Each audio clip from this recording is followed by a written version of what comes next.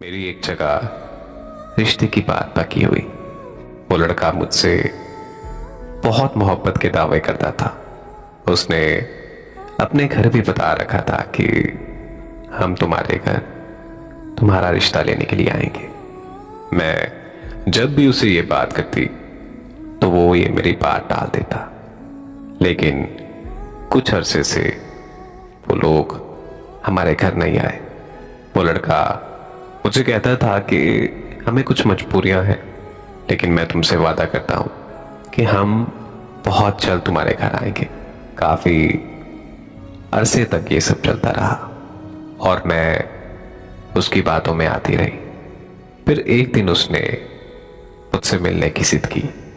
मुझे वो अपनी बातों में ऐसे वर्गलाता था कि मुझे पता ही नहीं चलता था। वो मुझे कहता था कि तुम मेरी बीवी हो और ये बात सबको पता है, और वैसे भी तुमने शादी के बाद मेरे पास आ जाना है। उसके बहुत ज्यादा इसरार करने पर मैं उससे मिलने चली गई और वो मेरे साथ फिजिकल हो गया। जब मैं उससे मिलकर आई तो मुझे समझ नहीं आ रहा था कि मैं ये कौन सा गुनाह कर बैठी। उस दिन मैंने अपना सब कुछ खो दिया था। उस रात के बाद मुझे एक मिनट के लिए भी नींद नहीं आई और ना मैं ठीक से सो पाई। एक बेसुकूनी सी थी मुझ में। मेरा दिल बहुत बेचैन था कि जैसे कि मेरा दिल कह रहा था कि मैंने कोई इतना बड़ा गुनाह किया हो जिसकी बख्शिश मेरी खुदा भी ना करे।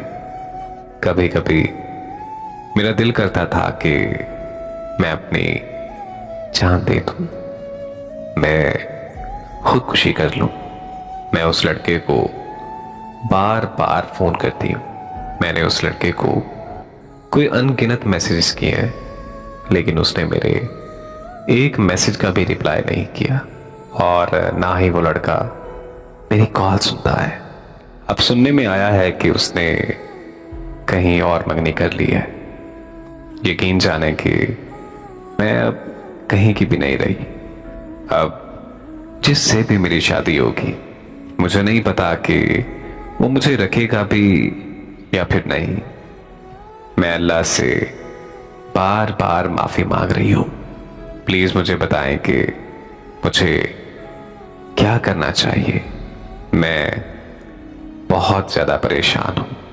मुझे नहीं पता कि मुझे इस गुनाह की माफी मिलेगी भी या फिर नहीं।